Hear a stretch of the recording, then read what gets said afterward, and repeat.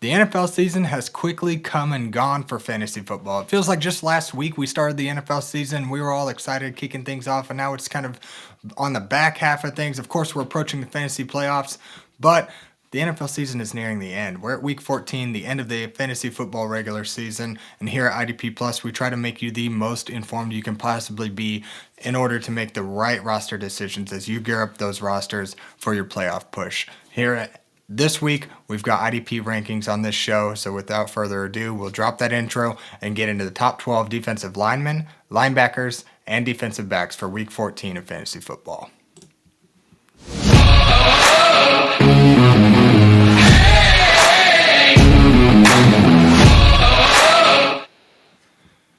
Welcome back to the IDP Plus podcast. On this show, the IDP Rankings show, I am your host, and my name is Axton Harding. You can find me on Twitter or X at AxmanIDP. Feel free to throw any questions you might have or roster decisions you might be making if you feel like you want a third-party opinion or just an outside thoughts to kind of roster decisions you might be making. Feel free to reach out to me there. I am happy to help. I'm not a regular poster, so don't expect me to be posting things throughout the day. But I like to retweet what I see when I do get on, and for things that might help any given fantasy major out there. If I can even help one person, I feel like it is valuable and worth sharing. So feel free to reach out to me there. You can always throw in the comments any questions you might have, and I'll elaborate whenever I get a chance. The earlier you can throw your questions down, the better, because as we get closer to the game time, I tend to get busier on Sundays. So throw those questions down, and let's talk it through, see if we can help you come out with a win before we get into our fantasy playoff push. So without further ado, let's actually go ahead and kick things off here. Starting with the big men in the trenches, top 12 defensive linemen for week 14 of fantasy football. We've got Myles Garrett top in the list at number 1. Nik Bonitto right behind him, followed by Will Anderson Jr., Micah Parsons, TJ Watt, Byron Young, Chase Young, Jared Verse, Maxx Crosby, Danielle Hunter, Andrew Van Ginkel, and Jaelan Phillips to round out the top 12 defensive linemen for week 14 of IDP Fantasy Football. So let's jump back up to the top of that list and go talk a little bit about Myles Garrett and his matchup this week against the Tennessee Titans. He comes in having collected 15 tackles, 8 sacks, 11 tackles for loss, 14 quarterback hits, and 2 forced fumbles, all in just the last 3 weeks. So he is on an absolute tear as we approach week 14 of the NFL season. And if we want to talk about his matchup here against the Tennessee Titans this week, we're talking about a top 10 matchup as it relates to big play production to the defensive end position, where the Tennessee Titans are actually giving up the 6th most sacks per game to the defensive end position on average over the last 3 weeks. They're giving up a whopping, giving up a whopping 1.83 sacks per game to the defensive end position, leaving plenty of opportunity on the table for Myles Garrett to carry this historic run that he's had over the last handful of weeks. Not only is there a lot of big play opportunity on the table for Myles Garrett to continue this hot streak, there's a high floor of tackles available on the table as well in this matchup, where the Tennessee Titans are giving up 10.33 tackles per game to the position. So we're coming in here with a high tackle floor, or a high opportunity for a high tackle floor, and plenty of big play upside for the Cleveland Browns defensive line. They lost an interior defensive lineman last week, so there's just going to be a little bit more opportunity, I think, for other Cleveland Browns defensive linemen here, namely Myles Garrett. Of course, he's going to go out and grab the most production he possibly can of anybody on this defensive line, anyways. But in addition to the 10.33 tackles per game given up by the Titans and the 1.83 sacks on average over the last 3 weeks, they're also giving up a league lead 1.33 pass deflections per game to the position as well. So Myles Garrett is sitting nice and pretty in this matchup in Week 14 against the Tennessee Titans. So not a whole lot else to say. I expect Myles Garrett, who is clearly on a mission to and well on pace to set records in the sack department for the NFL. I expect him to carry on that pace this week and even add have a lot of potential for some lucrative IDP production here in Week 14. So love this matchup for Myles Garrett. He sits atop the top 12 defensive lineman rankings. So now let's talk about Nik Bonitto. Nik Bonitto plays the Las Vegas Raiders this week. He comes in having collected 9 tackles, 2.5 sacks, 3 tackles for loss, 5 quarterback hits, and a forced fumble over the last 3 weeks. He's kind of picked it up as of late after going kind of cold there for a few weeks. But again, 2.5 sacks here over the last 3 weeks, and this matchup against Las Vegas is a tasty one. It's actually a top-end matchup for defensive end sack production, where the Las Vegas Raiders are giving up the most sacks on average over the last 3 weeks to the defensive end position at 3.17 sacks per game to defensive ends. This Denver Broncos pass rush is going to have a heyday with this atrocious Las Vegas Raiders offensive line. They're just leaking sacks at will to opposing defensive lines. Not to mention, along with this 3.17 sacks per game given up by the Las Vegas Raiders, there's also a nice floor of tackles available as well, where the Las Vegas Raiders are giving up 13 tackles per game to the defensive end position. And also, but also a caveat here, I guess, with Nik Bonitto. He's not really a tackle floor kind of guy, as I mentioned off the top. Just 9 tackles coming into this matchup over the last 3 weeks, so he's not really a guy who's going to go out and grab a majority of these tackle opportunities available, but it does lend well to the idea that he might have a higher floor than usual with a potential opportunity on the table in this one. So I love this matchup for Nik Bonitto. The Denver pass rush ought to have themselves a nice healthy day in terms of box score production here, which will lend well to our IDP points for our IDP teams.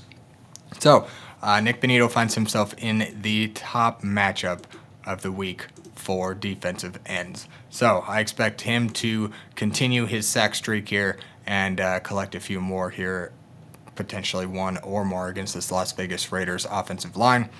He's in a nice spot this week in Week 14. Not to mention, this is actually a divisional matchup against the Las Vegas Raiders, so you can add a little bit of extra juice there for both sides. Maybe Las Vegas kind of gets their head out of their rear and sustains a little bit more longer drives, is able to push the ball downfield a little bit more since they know Denver's tendencies a little bit better, which will just give Nik Bonitto and the Denver Broncos pass rush more opportunity on the defensive line. More plays equals more opportunity to potentially grab more points for our IDP roster. So Nik Bonitto finds himself in a nice spot this week. Now let's talk Will Anderson Jr. at number 3. Will Anderson Jr. comes in having collected 14 tackles, 3.5 sacks, 5 tackles for loss, 5 quarterback hits, a pass deflection, and a forced fumble recovery. Over the last 3 weeks, he plays the Kansas City Chiefs this week. The Kansas City Chiefs don't necessarily present the best matchup, but it is a top 10 matchup, even top 9 if you want to consider the fact that the New York Giants are on bye this week. They've actually allowed more sacks per game, or actually tied for the same amount of sacks given up per game over the last 3 weeks as Kansas City. So you could consider this a top 9 matchup for Will Anderson Jr. Still top half matchup. We're still looking pretty good here for the Houston pass rush against a vulnerable Kansas City offensive line. Giving up 1.5 sacks per game on average to the defensive end position over the last 3 weeks. Also to pair that with a nice tackle floor as well, where Kansas City is giving up 12.67 tackles per game to the defensive end position. And historically, Will Anderson Jr. is not necessarily a high tackle floor kind of player, but over the last 3 weeks, 14 tackles, he's almost looking at 5 tackles per game on average in that stretch. So, he's kind of presented a nice little tackle floor as of late anyways, and there should be plenty of opportunity here for a tackle floor nonetheless, and opportunity as well in a potentially leaky offensive line by Kansas City. They're not all that consistent. Being a Kansas City fan, I know how frustrating it can be to see opposing defensive linemen kind of break through our offensive line and get back there to Patrick Mahomes. He's not been as mobile lately, which might lend well to more sack opportunity for the Houston pass rush. So Will Anderson Jr. kind of finds himself in a nice little spot. This matchup against Kansas City is going to be a big one. I expect Kansas City to be passing a lot they kind of have to win out if they even want to have a prayer at making the playoffs at this point. So I expect Kansas City to be, airing the ball out a ton and give this Houston pass rush plenty of opportunities to land a sack. So we like Will Anderson Jr. this week at number 3 on our defensive lineman rankings. Now let's talk Micah Parsons at number 4. He comes in playing the Chicago Bears this week, having collected 16 tackles, 6 sacks, 5 tackles for loss, 10 quarterback hits, and a forced fumble. Micah Parsons has just been on a tear over the last 2 or 3 weeks, and I expect that to continue. I don't expect a whole lot to change in this matchup against Chicago. Green Bay is actually finding themselves in a top 13-14 matchup as it relates to sack production given up by the Chicago Bears to opposing defensive ends. They've given up 1.33 sacks per game to the position over the last 3 weeks. Pair that also with a nice tackle floor as well, 13.67 tackles per game given up to the position. That is actually a league lead over the last 3 weeks. So we've got a high floor of tackles for these top-end ranked defensive linemen, and Micah Parsons is no different. He's going to go out there and lay it all on the field, and I expect that this streak of 6 sacks, 5 tackles for loss, and 10 quarterback hits to kind of continue this week against the Chicago Bears. Not to mention that high tackle, in addition to the high tackle floor and the ample or modest opportunity for sack production, we're also looking at 1 pass deflection given up by the Chicago Bears to opposing defensive ends on average over the last 3 weeks. So that's pretty encouraging here for some extra opportunity for some big play upside. Perhaps he can get his hands on a batted ball in addition to a sack or 2 and have a nice tackle floor as well. So I expect Micah Parsons to continue his nice little streak here that he's been on over the last few weeks. It's good to see Micah Parsons finally into the top 12 more regularly than he had been earlier in this season. So I expect Micah Parsons to have himself a nice little day here against Chicago. Now let's talk TJ Watt in his matchup against the Baltimore Ravens. He comes in with 10 tackles, a sack, 2 tackles for loss, 2 quarterback hits, 2 pass deflections, and a forced fumble over the last 3 weeks. And this matchup against the Baltimore Ravens kind of presents more of a actually ends up being a top-end matchup as it relates to production given up to opposing defensive linemen, where the Baltimore Ravens offensive line has given up 2 sacks per game to the defensive end position over the last 3 weeks. We're not looking at a very high tackle floor, just 7.33 tackles per game given up to the defensive end position. That's probably more bottom half. So we're not looking at a very high tackle floor, but a little bit more modest sack opportunity here. Again, those 2 sacks per game given up. They've given up 6 sacks to defensive ends over the last 3 weeks. So there's opportunity here to exploit a potentially vulnerable Baltimore offensive line.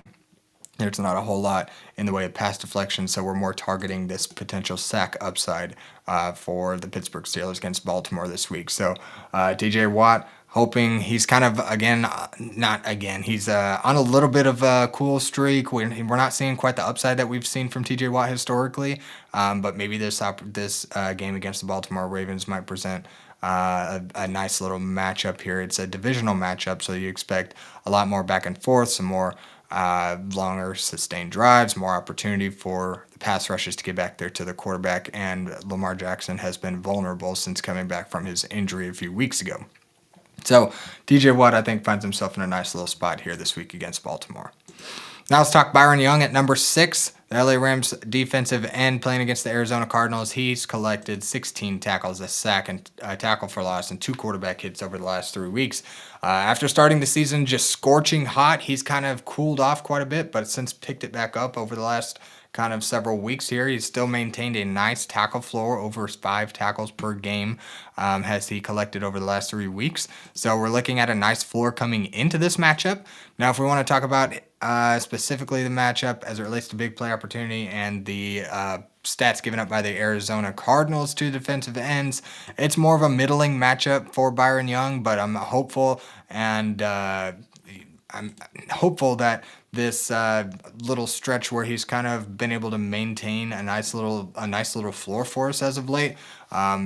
This LA Rams pass rush is one of the best in the league, and these guys are going to find a way to get back there to the quarterback. And Jacoby Brissett is no spring chicken. He's going to kind of sit back there and let opposing defensive pass rush. He's not going to necessarily run away and make it even tougher for opposing defensive linemen. LA Rams being one of the top pass rushers, I expect them to be able to get back there and kind of have their way against this vulnerable Arizona offense. So Again, 1.67 or 1.17 sacks per game given up to opposing defensive ends on average. So there is some opportunity here on the table. It's just more of a middling matchup. And then as it relates to tackle production, we're looking at 8.33 tackles per game on average given up to defensive ends. This is another divisional matchup, so perhaps there might be a little bit more competitive edge where Arizona might give the LA Rams a little bit more of a run for their money than what LA has seen as of late. If nothing else, I expect LA to kind of, if they don't make it a back and forth affair, LA should get up early, and Arizona's going to have to air it out either way. So there should be plenty of opportunity for Byron Young and this LA Rams pass rush to get back there to Jacoby Brissett, potentially land a sack, and have themselves a decent little day here in Week 14. So LA Rams in this divisional matchup against the Arizona Cardinals aren't looking too bad. It could be a lot worse than what we're looking at here, but so far this season, Byron Young has been a nice, pretty consistent producer overall. He's, I imagine, still one of the top end producers overall in many of our IDP leagues. So this matchup against Arizona, I think, is going to be a little bit more opportunistic than maybe what the numbers might suggest. So there's our case for Byron Young at the number 6 slot in our defensive lineman rankings here. So now let's talk about Chase Young. New Orleans Saints defensive end has kind of popped onto the scene since he's come back from his injury for much of the season. He's performed pretty nicely. That first round pedigree hasn't really lived up to those expectations for much of his career, but it seems like we're kind of getting more out of him this season. Maybe not perhaps quite the upside that we had thought for him coming into the league and what we were expecting for much of his career up to this point, but definitely more than what we've seen, and it's encouraging to kind of see him get into the sack department a lot more regularly. Now, he comes in having collected 9 tackles, 2 sacks, 3 tackles for loss, and 2 quarterback hits over the last 3 weeks.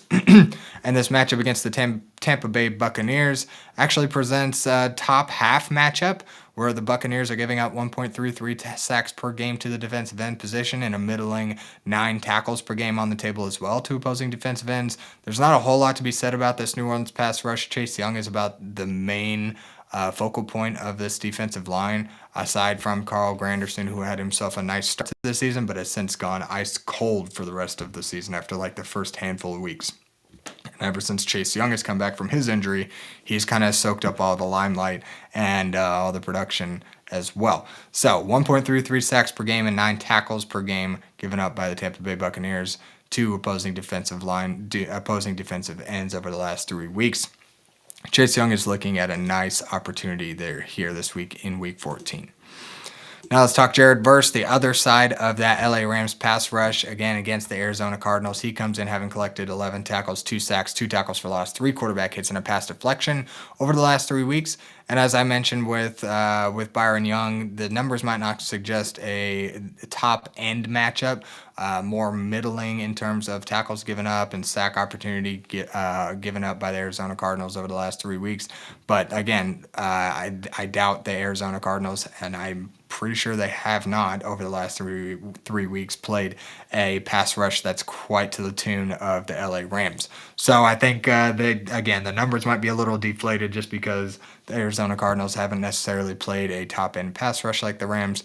Not to say they haven't played anybody with potential, but no offense or no defense. They haven't played any defensive lines that are quite as stacked as the LA Rams. So I think the numbers might suggest something a little bit lesser than what we're going to be getting out of the LA Rams pass rush this week. So Jared Verse and Byron Young, I think, should kind of pop back into that more consistent production column this week here in Week 14. Again, divisional matchup should be more back and forth. The Rams are going to be coming after Jacoby Brissett and or Kyler Murray, depending on whether or not he comes back. But either way, I think we're looking at a nice little game here for the LA Rams pass rush. So let's talk Maxx Crosby. Maxx Crosby comes in playing the Denver Broncos this week. He's collected 22 tackles, 3 sacks, 10 tackles for loss, 7 quarterback hits, and a forced fumble. He was kind of up and down for much of the season, but over this last month or so, he's really come on strong. 22 tackles is very nice for a defensive end. That's 7 tackles per game on average over the last 3 weeks. That's pretty modest for a defensive end. That's a nice high tackle floor coming into this matchup. 3 sacks as well, just adding more points in the big play department here. So although this matchup isn't necessarily a great one, where the Denver Broncos offensive line has been pretty stingy in terms of big play upside. They're only giving up a third of a sack per game on average over the last 3 weeks, so they've given up 1 sack to defensive ends. But Maxx Crosby tends to find a way, whether it be just having a pure high tackle floor, being able to make plays behind the line of scrimmage, get some tackles for loss, some quarterback hits, maybe even a pass deflection. I think the numbers might suggest a bottom end matchup here for big play opportunity, but Maxx Crosby is one of those who tends to outperform expectations any given week. And not to mention, there is kind of a middling amount of tackles on the table where Denver's giving up 8.67 tackles per game. That's kind of more middle of the road overall over the last 3 weeks. But Maxx Crosby tends to go out and exceed expectations every week in the tackle department. The sack opportunity may not land home quite as much as maybe what we hope, but not to say there's not going to be any opportunity. Again, he tends to outperform kind of what's expected of him on any given week. And after coming off a 2-sack performance last week, I think he might be looking to kind of tear things up here against the Denver Broncos in this divisional matchup in Week 14. Again, with these divisional matchups, these teams they play each other more often. They kind of know each other's coaching tendencies and player tendencies, so they have a little bit extra to play for and a little bit more grit when they're playing in these divisional matchups. So although we might not be looking at a lot of opportunity given up by the Denver Broncos to defensive ends over the last several weeks, Maxx Crosby is one of those guys who's going to exceed those expectations, and I feel like he ought to have himself a fine little week this week. All right, so let's talk Danielle Hunter, the other half of the Houston pass rush here. We've got a couple of pairs of pass rushers here on the same team in the top 12. Danielle Hunter playing the Kansas City Chiefs, having collected 11 tackles, 3.5 sacks, 3 tackles for loss, 6 quarterback hits, and a pass deflection over the last 3 weeks. And again, as I mentioned with Will Anderson Jr., the Kansas City offensive line is a vulnerable one with maybe more opportunity than what you might think with Patrick Mahomes at quarterback. The offensive line tends to kind of have some holes and allow a little bit extra production. And Houston has been on an absolute tear over the last month. This Houston pass rush has been blowing up opposing offensive lines. It really doesn't matter what level of talent you have on your offensive line. It's really hard to guard 2 guys like Will Anderson and Danielle Hunter on either side of the edge and be able to have the talent to be able to keep up with them for an entire game. So again, Kansas City's been giving up a sack and a half and 12.67 tackles per game on average over the last 3 weeks. So there should be plenty of opportunity, plenty of tackle upside here, and or at least tackle floor coming into this matchup, and some plenty of opportunity for potential sack production. Again, as I mentioned with Will Anderson Jr. in his matchup, Kansas City is going to be looking to air it out plenty and try to get up early. There should be plenty of opportunity for this pass rush to land home. So now let's talk Andrew Van Ginkel, our number 11 defensive lineman for the week. Playing against the Washington Commanders, having collected 18 tackles, 2 sacks, 4 tackles for loss, 2 quarterback hits, and a pass deflection over the last 3 weeks. The Washington Commanders matchup is not looking to be a particularly tasty one, more of a bottom-end matchup in terms of overall production given up by the Washington Commanders offensive line over the last few weeks. Only 0.67 sacks per game given up to opposing defensive linemen and 5.67 tackles per game given up to opposing defensive ends as well. So the numbers don't appear to be all that sexy, but we've seen it before. I don't think Andrew Van Ginkel, I think he was in kind of a similar situation last week where he found himself in a poor matchup, as the numbers might suggest, but ended up with a nice day overall. He ended up with a sack and plenty of tackles.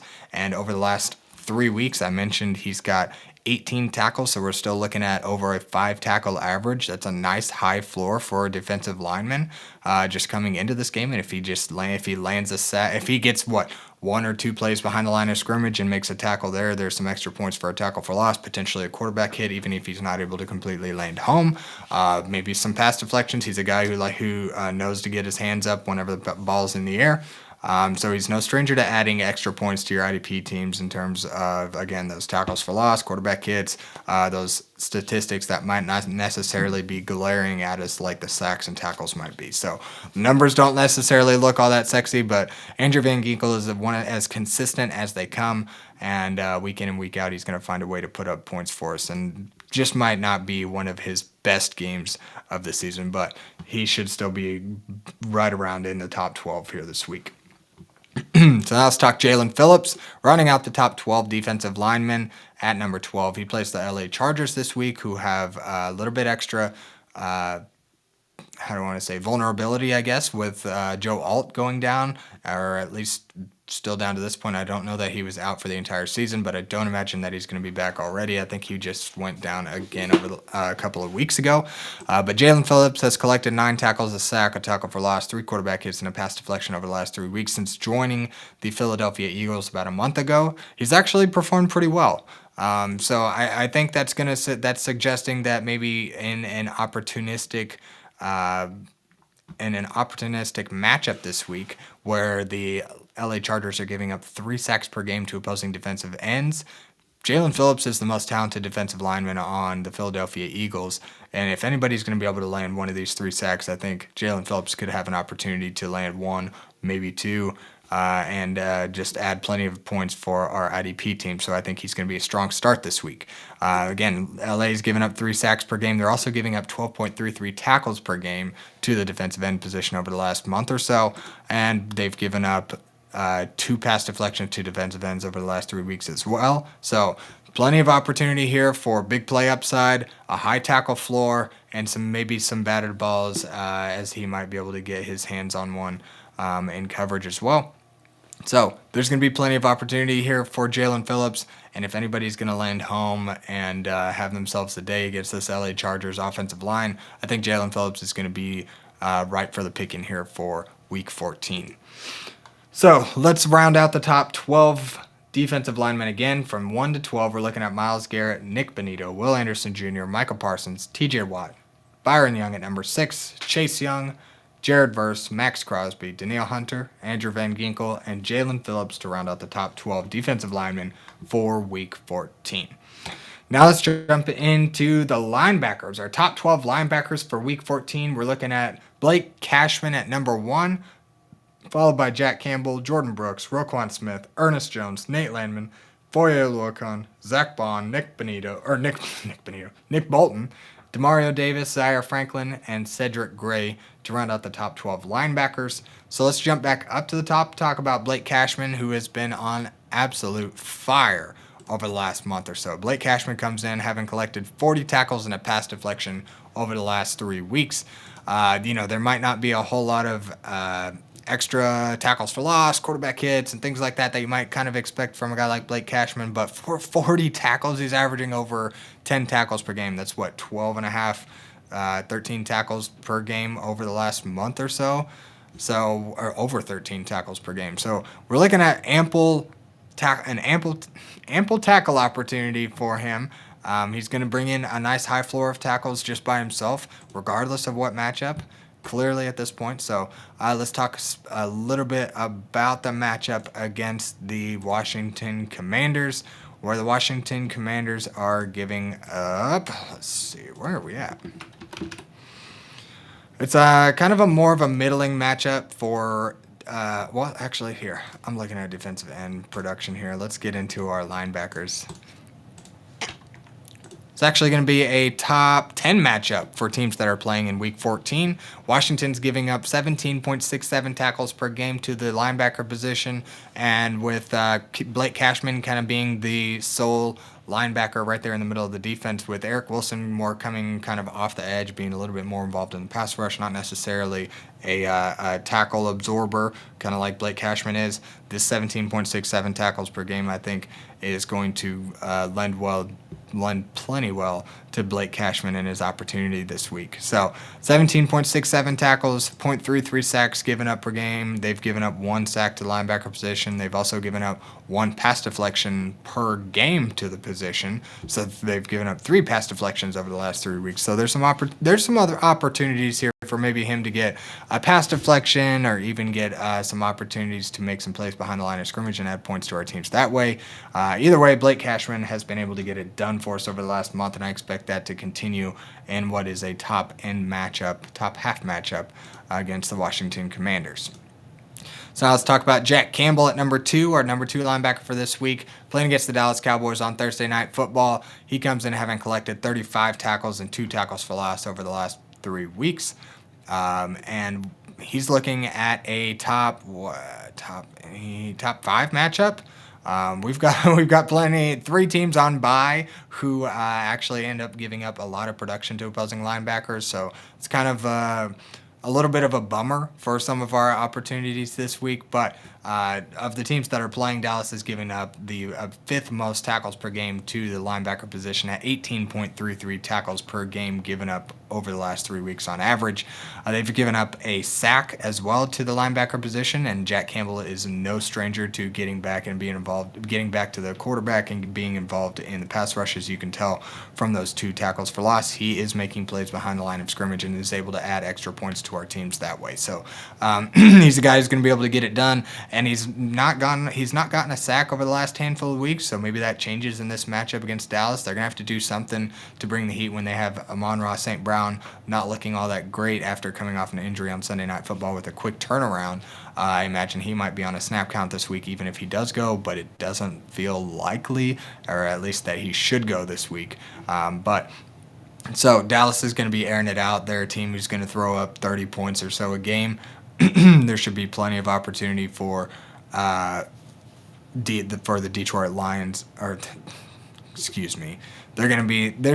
Dallas Cowboys play plenty of snaps on offense, so they have no issue, no problems pushing the ball downfield. They use Javonte Williams a fair amount, which is going to lend well to the tackle production for opposing linebackers, as you can see from the 18.33 tackles per game given up to the position over the last 3 weeks. So I think Jack Campbell finds himself in a nice, tasty spot in Week 14. Now let's talk about Jordyn Brooks and his matchup. I believe he is still leading the league in tackles. At this point in the season, he's got 44 tackles, 3 tackles for loss, and a forced fumble. Over the last 3 weeks, he definitely leads the top 12 in terms of tackles collected over the last month or so.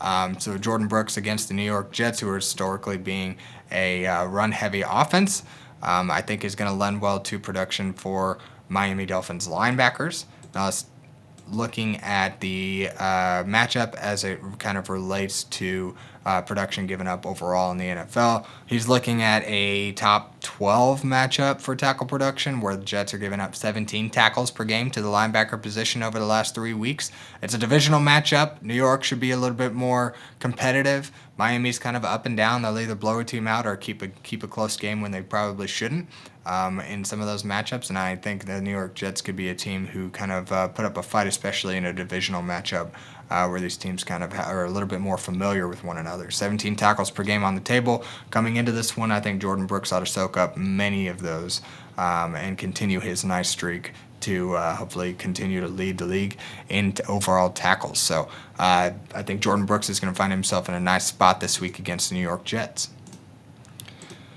Now let's talk Roquan Smith, Baltimore Ravens linebacker playing the Pittsburgh Steelers. He's got 26 tackles and a pass deflection over the last 3 weeks.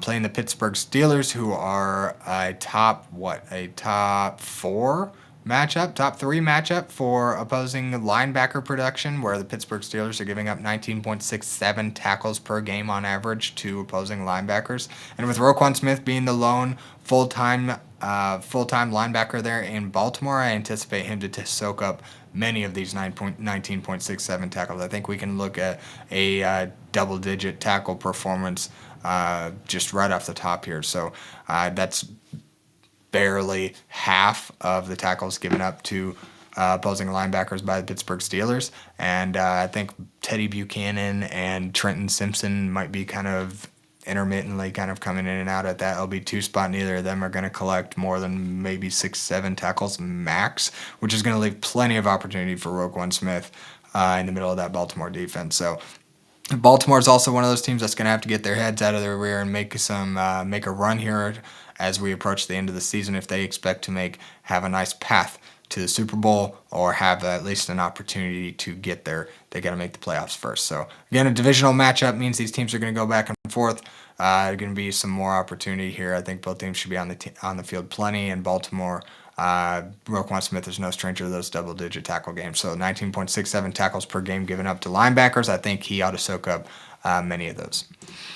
So now let's talk about Ernest Jones, Seattle Seahawks inside linebacker playing against the Atlanta Falcons. He's got 24 tackles, 2 interceptions, where he got last week, 1 for a touchdown, and 2 pass deflections over the last 3 weeks. Ernest Jones is coming off an injury, so those numbers might be a little bit down from what we might be used to seeing from a guy like Ernest Jones. But we're still looking at a top 5 matchup for tackle production given up to opposing linebackers, where Atlanta is giving up 18.33 tackles per game to the position. They've also given up a sack over the last 3 weeks to the linebacker position. And get this, some opportunity in coverage here, where Atlanta's given up 1.67 pass deflections on average to the linebacker position over the last 3 weeks, almost 2 pass deflections per game. If Ernest Jones can get his hands on a football, I anticipate he's going to come down with it. We might even find that he gets another interception this week. There at least should be opportunity here in coverage. He's no stranger to getting his hands on some batted balls and obviously collecting interceptions at any point. So he's great in coverage. He's a good tackle absorber. So 18.33 tackles per game is giving us a nice floor coming into this matchup for Ernest Jones. And then we can even kind of add some extra opportunity perhaps in coverage, where Atlanta and Kirk Cousins could be pretty vulnerable to potential turnovers in the in the passing game. But Bijan Robinson is going to be running the ball a ton. Ernest Jones ought to be soaking up many of those 18.33 tackles this week. Now let's talk Nate Landman, the LA Rams inside linebacker playing against the Arizona Cardinals this week. He comes in having collected 23 tackles, a tackle for loss, and a forced fumble over the last 3 weeks. He was kind of hot there for a good stretch, and now he's kind of cooled off over the last 3 weeks. But this is a great opportunity where he finds himself in the best matchup. Arizona's giving up 21.33 tackles per game on average over the last 3 weeks. That is league leading. They've also given up a half sack on average per game to the linebacker position. So we're looking at some ample opportunity for big play upside and coming in with a nice high tackle floor. Nate Landman is no stranger to 8 or 10 tackle games, or even making plays behind the line of scrimmage. Maybe we can get some tackles for loss, a quarterback hit, maybe even a sack to go along with the ample tackle opportunity that's going to be in front of him. And he's one of those who finds himself as the lone 100% of snaps linebacker, full-time linebacker there in LA. They really don't have anybody that's going to be taking anything away from him. Omar Speights, I think, does fine, but 21.33 tackles per game is going to be in plenty of opportunity for either one of them to get double-digit tackles, but I don't anticipate that to be the case. Nate Landman could be in for a big game this week. So now let's talk Foyesade Oluokun, Jacksonville Jaguars inside linebacker playing against the Indianapolis Colts this week. He's got 21 tackles, a tackle for loss, and 2 pass deflections over the last 3 weeks. Not necessarily looking at a very great matchup as it relates to production given up by the Indianapolis Colts to opposing linebackers. Just 13.33 tackles per game. That's going to be a bottom 4 matchup overall if we're looking at stats given up to the position. But again, these guys I've mentioned many times in prior videos. If you're new here, I tend to say ride with your studs, guys. Don't be sitting any guys like Foyesade Oluokun for a bottom end producer who finds themselves in a good opportunity. If you watch the matchup intel, I will reiterate that every week until the end of the season. Don't overthink plays like this. Foyesade finds a way every week to manage to put points on the board for us. He's going to be one of the more consistent linebackers in the NFL. And this matchup against Indianapolis actually presents it's a divisional matchup. So again, as I like to say with those divisional matchups, they tend to go a little bit more back and forth. Indianapolis is coming off a couple of rough losses. They're going to be looking to get back to that Jonathan Taylor kind of esque game that they've been going on for much of the season. So I anticipate them to run pretty heavily against the Jacksonville Jaguars. And there should be plenty of opportunity here for Foyesade to have himself a nice day against the Indianapolis Colts. So we're looking at plenty. I'm not looking at plenty of opportunity in terms of stats given up by the Indianapolis Colts, but he's the guy who's going to bring 7 tackles to the game, 7 tackles per game to the table in any given matchup, and anything he can collect on top of that is just icing on the cake. So Foyesade ought to be just fine. Don't worry about him this week. Now let's look at Zach Baun, Philadelphia Eagles linebacker playing against the LA Chargers this week. He's got 24 tackles, a tackle for loss, pass deflection, and a fumble recovery over the last 3 weeks playing the LA Chargers. The LA Chargers don't necessarily present a particularly sexy matchup. They're giving up 16 tackles per game to the position, but you split that between he and Nakobe Dean. I think he's still looking at a nice modest floor coming into this week against the LA Chargers. And maybe with that weak offensive line, maybe they throw a few blitzes at him. I know Nakobe Dean's been more the one that's involved in the pass rush or blitz packages, but I think that's just more because Zaire Baun is just plain old better in coverage.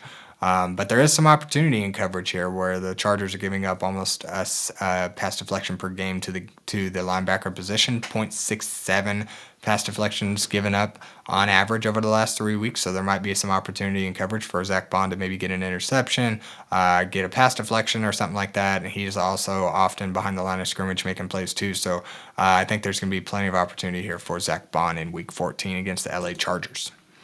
Now let's talk Nik Bolton. I think he's finally made himself into the made his way to the top 12 for the first time this season. He's actually been producing pretty well over the last several weeks. Actually been a nice floor player, a high floor player, not necessarily a ceiling type of player much of this season, which is why he hasn't found himself in the top 12, but he's kind of coming on strong over as of late, playing in a big matchup against the Houston Texans. He's got 25 tackles, a quarterback hit, and 3 pass deflections over the last 3 weeks, so he's adding plenty of production outside of just tackles. Those 3 pass deflections kind of lend well to additional points for our IDP teams. And this matchup against the Houston Texans actually presents a top 11 matchup for tackle production. Houston's given up 17.33 tackles per game to the linebacker position. And also get this, Houston's given up 2 pass deflections per game on average to the linebacker position, which is actually league lead over the last 3 weeks.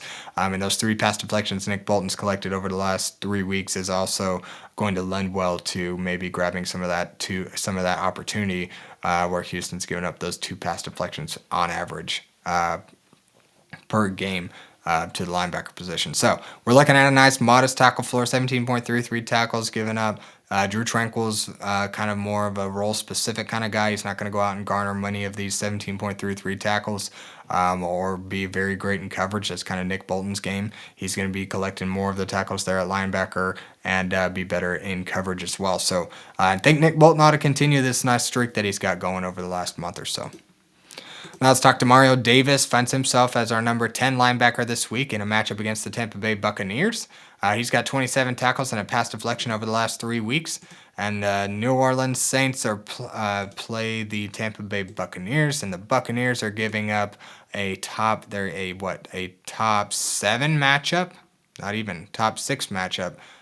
For tackle production given up to opposing linebackers. Tampa's giving up 18 tackles per game to the position over the last 3 weeks. And this divisional matchup should be, I want to say it's going to be more back and forth, kind of like I like to tout for those divisional games, but New Orleans is just not all that great. So this might be a game where Tampa Bay gets up early and just runs the crap out of Bucky Irving.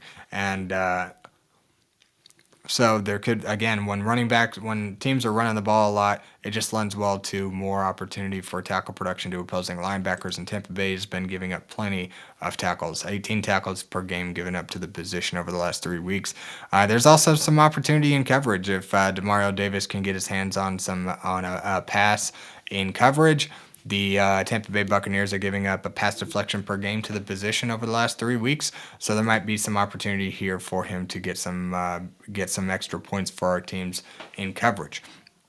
But it's more going to be a pure tackler. These 18 tackles, he ought to garner majority of them, perhaps get a couple of plays behind the line of scrimmage and add some extra points to our teams that way. So Demario Davis has been a very high floor type of player, been a very consistent player overall for much of the season and pretty well his entire career. I expect nothing to change here in Week 14. All right, Zaire Franklin finally making the top 12. A guy who was leading the league for a couple of years in tackles overall, having himself a heck of a career, or a heck of a stretch. 2 or 3 years he was in the top 10 linebackers in IDP. So now we're looking at a matchup against the Jacksonville Jaguars. He comes in having collected 37 tackles, 3 tackles for loss, 2 quarterback hits, a sack, and a forced fumble over the last 3 weeks. Zaire Franklin has been finally finding his groove in this new Indianapolis offense. He switched from more of a zone scheme defense to now more of a man scheme, but it seems or a man coverage scheme. So it seems like over the last month or so, Zaire's really found a groove with those 37 tackles and plenty of other big play opportunity with tackles behind the line of scrimmage, quarterback hits, sacks, forced fumbles. He's really found a groove here. And this matchup against the Jacksonville Jaguars is going to present a not necessarily a great matchup as the numbers might suggest. But I mentioned earlier that this is a divisional matchup. I think, Jacksonville against Indianapolis, I think is going to be a good game. It's going to be a lot of back and forth, a lot of long drives. Jacksonville's only giving up 13 tackles per game on average to opposing linebackers, but the Indianapolis Colts linebackers alone, Zaire Franklin and Jermaine Pratt, have been averaging over 20 tackles per game over the last 3 weeks, just by themselves. And you can't tell me they played the top end matchups each week, or one of them would have been somebody I was actually mentioning at some point in that time. But I've been kind of patient, waiting to see if they're going to be able to keep up the production, because they haven't been very consistent overall this season. But Zaire Franklin is, again, like I mentioned, finding a nice little groove here, and I don't think that's going to change in a divisional matchup against the Jacksonville Jaguars this week. Although the numbers might not look very sexy coming into this matchup, I'm more riding that momentum that he has coming into Week 14. So I think Zaire Franklin is more than capable of outproducing poor matchup statistics and exceeding expectations. And I think he's finally found that groove. I expect him to continue that this week against the Jacksonville Jaguars. All right, so now let's talk about our number 12 linebacker, Cedric Gray, to round out the top 12 linebackers this week. He's playing the Cleveland Browns, having collected 27 tackles, a tackle for loss, two pass deflections, and a fumble recovery over the last 3 weeks. And this matchup against the Cleveland Browns is not going to present a great one, but it was just last week, if you guys remember, he was in the top 12 as well in a poor matchup, and he's one of those who exceeded expectations and found himself a nice week for IDP.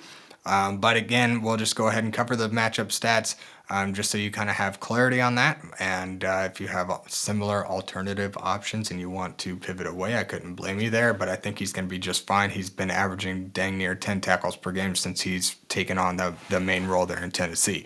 So Cleveland's given up 10.33 tackles per game to opposing linebackers. Not a whole lot in the way of sacks or big plays behind the line of scrimmage, but it doesn't mean that he can't get back there. Cedric Gray kind of tends to end up making plays pretty regularly behind the line of scrimmage with those tackles for loss. Potential for pass deflections as well, where Cleveland's kind of been vulnerable in the passing game. They've given up 0.67 pass deflections per game to the opposing linebackers over the last 3 weeks. So there might be some opportunity in coverage, but I think even though the numbers might not look all that great for this matchup coming in, I think Cedric Gray still should have himself a fine week. He's been one of the more consistent linebackers in the NFL for much of this season. Then I also just wanted to mention kind of an honorable mention, I guess, a guy who's been pretty hot, but I'm unsure exactly what his status is going to be on Sunday because Quay Walker is kind of up and down. He's been injured with a neck injury, but Isaiah McDuffie has been absolutely hot over the last month or so. He's got right around 30 tackles since filling in for Quay Walker. He's a guy who I love to stream. I love to stream Isaiah McDuffie whenever Quay Walker is out. I almost look forward to it every year because Quay Walker misses some time at some point in every season so far, and Isaiah McDuffie comes in and produces every single time he gets the chance. I don't understand why he is not a full-time linebacker on this team, or at least been traded to a team that will utilize him in the way that he deserves. So if Quay Walker is a no-go this week, I think Isaiah McDuffie, regardless of matchup, even though it is a top 8 matchup, Chicago's given up 18 tackles per game to the linebacker position. Jordan Cooper's not going to garner up a whole lot. He had kind of a hot start to the season, but has really cooled off. So if Quay Walker is a no-go, I would feel very, very comfortable starting Isaiah McDuffie in any lineup this week. And again, a divisional matchup against Chicago is going to present a nice opportunity. I'm almost hopeful that Quay Walker doesn't come back this week just so we can get another week of Isaiah McDuffie. So I just want to throw that out there as we round out the top 12 linebackers, even though he would be an honorable mention for that. So again, we're just kind of unsure as to Quay Walker's status, so keep an eye on that. Feel comfortable picking up Isaiah McDuffie now if you got the room, just in anticipation of potentially him getting another full-time workload this week. So let's talk about the let's go back and round out the top 12. We've got Blake Cashman at number 1, followed by Jack Campbell, Jordyn Brooks, Roquan Smith, Ernest Jones, Nate Landman, Foyesade Oluokun, Zach Baun, Nick Bolton, Demario Davis, Zaire Franklin, and Cedric Gray to round out the top 12. And then, of course, I threw in Isaiah McDuffie as a potential honorable mention here if Quay Walker is a no-go this week. So that's our top 12 linebackers for Week 14. Now let's get into the defensive backs, corners and safeties alike. Talk about those top 12 defensive backs. We've got Nick Cross at number 1 this week, followed by Brian Branch, Tykee Smith, Kam Curl, Kyle Hamilton, Andrew Wingard, Jeremy Chin, Calen Bullock, Chamarri Conner, Budda Baker, Talanoa Hufanga, and Joshua Metellus to round out the top 12. So let's talk Nick Cross, the Indianapolis Colts strong safety, playing plenty of box snaps up against the Jacksonville Jaguars. He's got 21 tackles, 3 quarterback hits, and a sack over the last 3 weeks. This matchup against the Jacksonville Jaguars is going to present a top 2 matchup for production given up to opposing safeties, where the Indian. Oh wait, sorry, I had my stuff backwards. It's a top 8 matchup, still a top end matchup. We're looking at 17 tackles per game given up by the Jacksonville Jaguars over the last 3 weeks. They've also given up 0.83 sacks per game, almost a sack per game given up to opposing safeties. And Nick Cross is no stranger to being involved in the blitz and making plays behind the line of scrimmage. He might have an opportunity to land another sack this week and also come in with a nice high tackle floor himself to go with the nice 17 tackles per game on the table coming into this matchup. The Jacksonville Jaguars are also giving up a pass deflection per game on average to opposing safeties over the last 3 weeks, so there should be plenty of opportunity for Nick Cross to come in and make some plays behind the line of scrimmage, have a nice high tackle floor, and perhaps even get his hands on some passes in coverage as well. So there should be plenty of opportunity, and that's why Nick Cross finds himself atop the leaderboards here in Week 14. Now let's talk Brian Branch. Brian Branch is the Detroit Lions strong safety playing against the Dallas Cowboys this week. He's kind of been hot as of the last several weeks with 23 tackles, a quarterback hit, and 3 pass deflections. And I believe outside of that 3-week average, 4 weeks ago, he got a sack and a half, which started this kind of nice little run that he's been on. So Brian Branch, I think, finds himself in a nice opportunity against the Dallas Cowboys, who are giving up a 6th most tackles per game to opposing safeties at 17 tackles per game given up to the position. Given up to the position over the last 3 weeks. There's still some opportunity in coverage as well, where Dallas, just having naturally passing the ball a lot, is giving up 1.67 pass deflections to the safety position as well on average over the last 3 weeks. So there's going to be a nice high tackle floor. Brian Branch is going to bring himself a nice 6 to 7 tackle average anyways, and we're looking at plenty of opportunity. He is by far and away the most talented defensive back on this Detroit Lions secondary, and they are pretty banged up, so they're going to be playing with some backups there. But I anticipate Brian Branch to have himself a nice day, a very nice high floor day with some opportunities in coverage as well. So let's talk about Tykee Smith, Tampa Bay Buccaneers strong safety. Playing against the New Orleans Saints this week, he's got 13 tackles, a tackle for loss, a quarterback hit, 3 pass deflections, and a fumble recovery over the last 3 weeks. Playing against the New Orleans Saints is a nice matchup. Tykee just keeps finding himself in nice matchups. I know he let us down last week, but do not worry about Tykee Smith for having one off game. You guys got to look. You guys got to pay attention to production for much of the season. He has been one of the most consistent defensive backs over the entire season. And just because he had an off game doesn't mean that he just kind of fell off the leaderboard or that anything changed. It's very hard to maintain a very high floor play for 18 straight weeks, guys. That is a lot of games for a guy to maintain a high level of production. So have some grace with these off games. These numbers don't necessarily suggest a 1-to-1 that every single week that these averages are going to play out. It's just going to illustrate opportunity as to what the opposing offense has been giving up on average in the last month or so. But it doesn't necessarily mean that that's how it's going to play out. GameScript can completely flip things around. So, but again, I think New Orleans is going to present plenty of opportunity. They're going to have to air it out plenty, and there should be plenty of opportunity for Tykee Smith to get back there. The New Orleans Saints have given up, again, at 17 tackles per game to the position.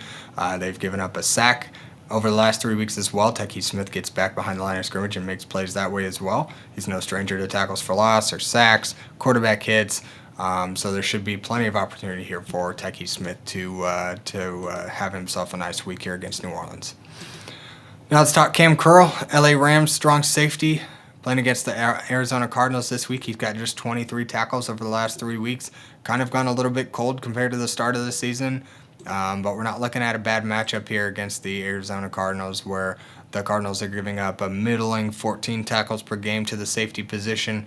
But with the injuries they've got in the secondary, I think Kam Curl is going to have to kind of step it up and make be a little bit more involved in the box.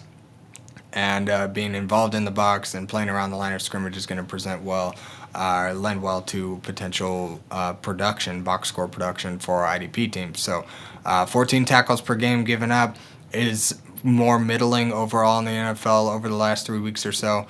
But he is no stranger to getting interceptions. The Arizona Cardinals have given up 2 interceptions to opposing safeties over the last 3 weeks, so there's some opportunity in coverage and a pass deflection on average given up. So in coverage, there might be some opportunity. Kam Curl tends to get back or get his hands on some batted balls in coverage, potentially grab some interceptions. He's got a few already this season, so I expect nothing different. I think he ought to have himself a nice week, even though the tackle opportunity may not be as lucrative as we like. I think we're still looking at some nice opportunity here for Kam Curl. All right, now let's talk Kyle Hamilton, our number 5 defensive back for Week 14, playing against the Pittsburgh Steelers. He's got 23 tackles, 4 tackles for loss, a quarterback hit, a sack, 3 pass deflections, and forced fumble. He's getting it done in all areas of the field. Had a nice high tackle floor. What is that, roughly 8 tackles, over 8 tackles per game over the last 3 weeks.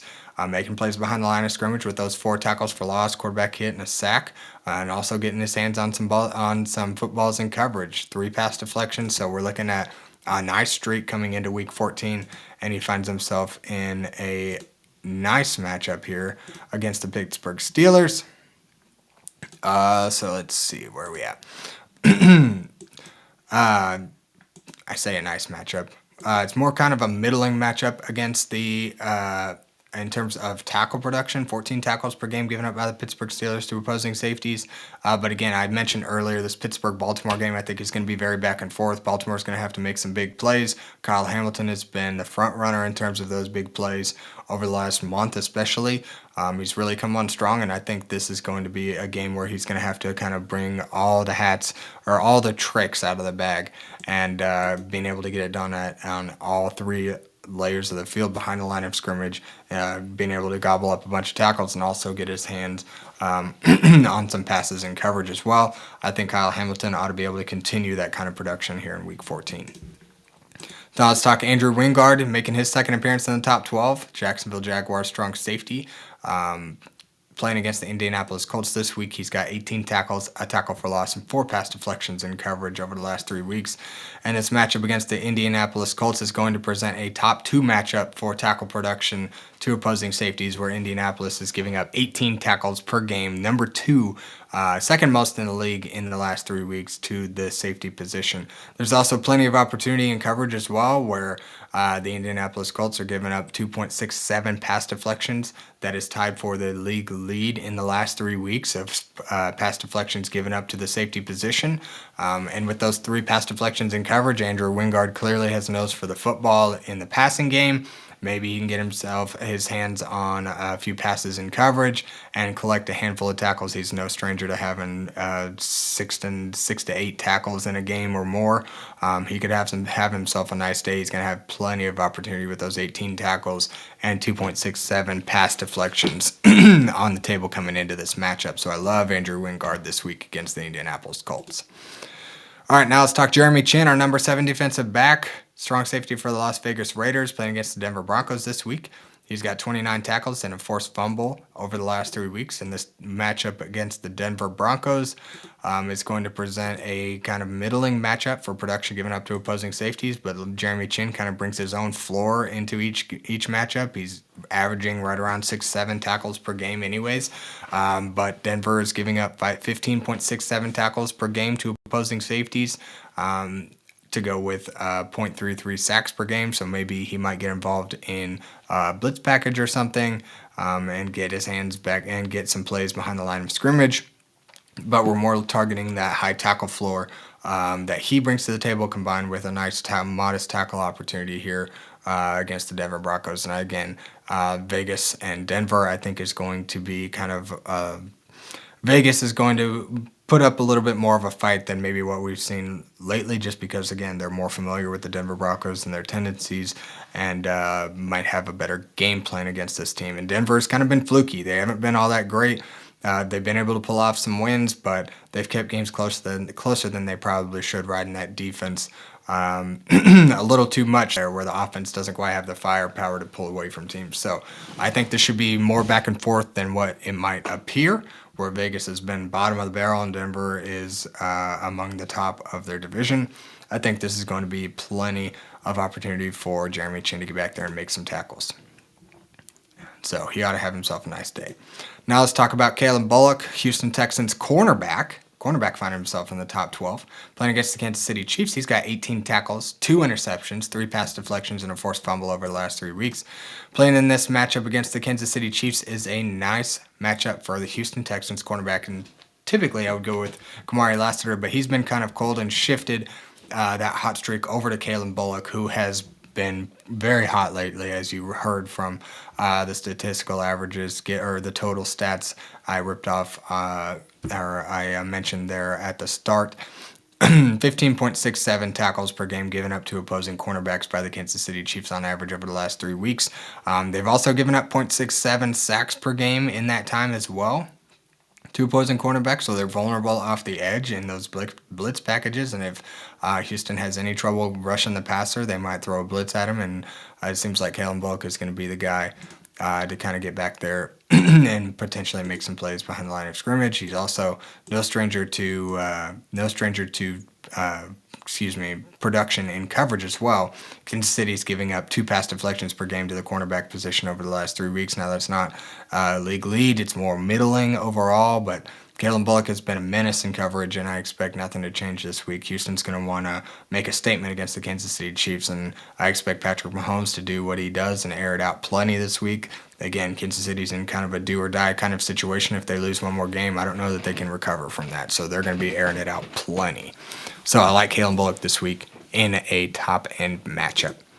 Now let's talk Chamarri Conner on the flip side. The Kansas City Chiefs strong safety playing against the Houston Texans. He's got 19 tackles, 2 tackles for loss, a sack, a quarterback hit, and a pass deflection over the last 3 weeks.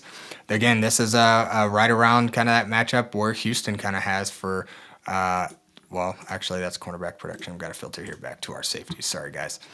But Chamarri Conner's been hot lately. This matchup against Houston is more of a middling matchup for tackle production, where Houston's given out 13.33 tackles per game to the safety position, but I think Chamarri Conner has been outperforming and exceeding expectations over the last month or so, especially. This is a big game for Kansas City, and Chamarri Conner is a big playmaker.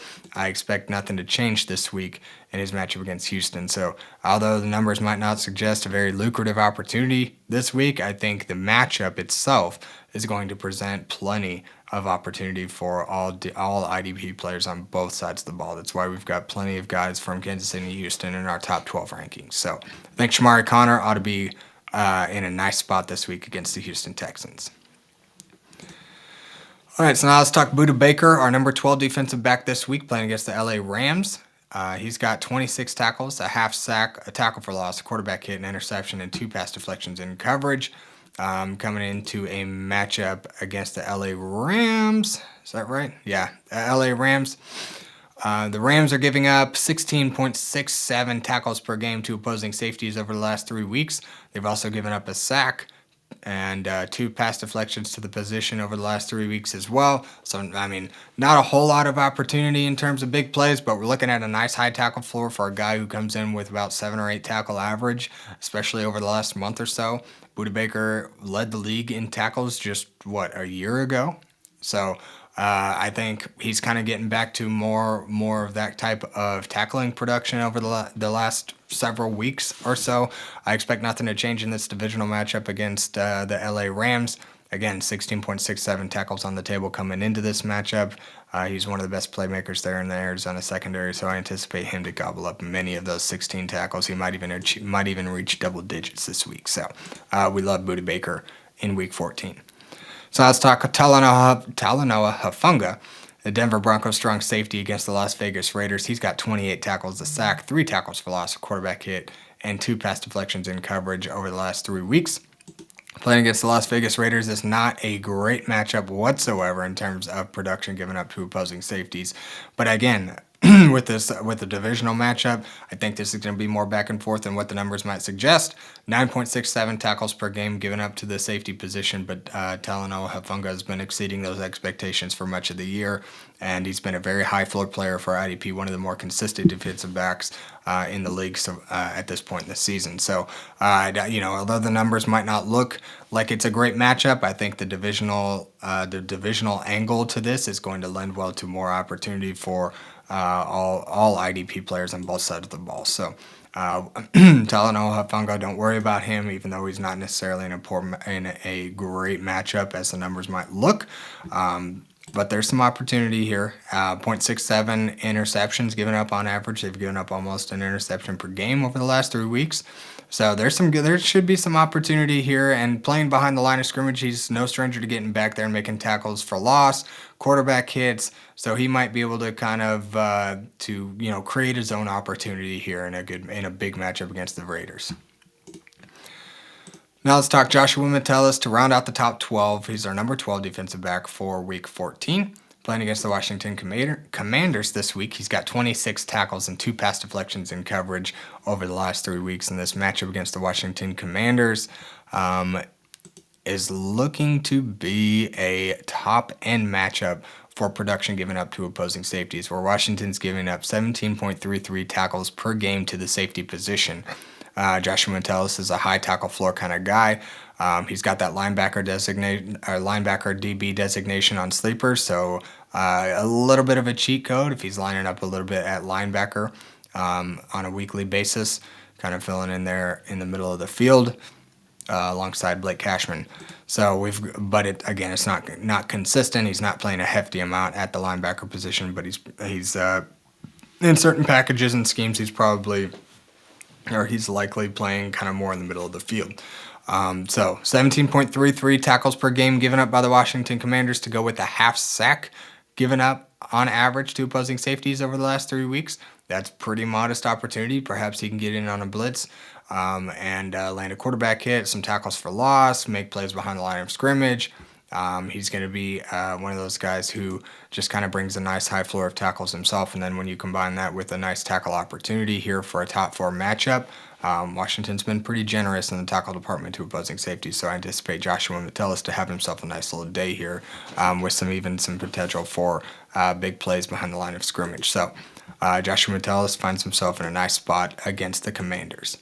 So now let's summarize again and go back through the top 12. We've got Nick Cross heading the charge at number 1, Brian Branch at 2, Tykee Smith, Kam Curl, Kyle Hamilton, Andrew Wingard, Jeremy Chin, Calen Bullock, Chamarri Conner, Budda Baker, Talanoa Hufanga, and Joshua Metellus at number 12 to round out the top 12 DBs for Week 14.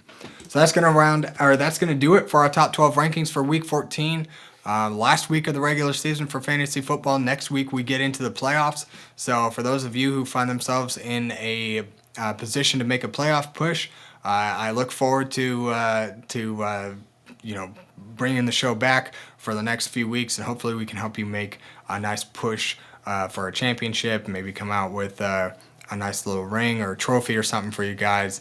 Win some extra cash in those leagues, and on top of everything else, just have a blast while we're doing it. So I have a blast doing this each and every week. Throw your comments down in the comment section. I love to keep an eye on the YouTube comments and kind of talk through certain roster decisions you might be making on any given week. It's been a blast so far this season to talk with you guys in the comment section. So I hope if you have any questions as you come up and approach the fantasy playoffs, that you'll throw it in the comments or DM me again on Twitter or X at XmanIDP. I'm always open and checking comments there to converse with you guys and talk through potential decisions. And hopefully it's been helpful. It's been a blast this season. So thank you guys for tuning in each and every week.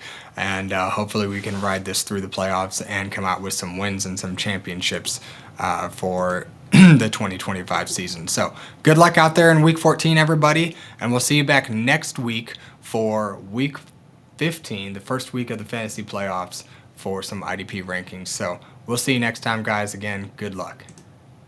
Thank you for watching the IDP Plus YouTube network. If you enjoyed this video, give it a thumbs up and don't forget to subscribe to our channel. Be sure to tap the bell icon to get notified whenever we upload new content.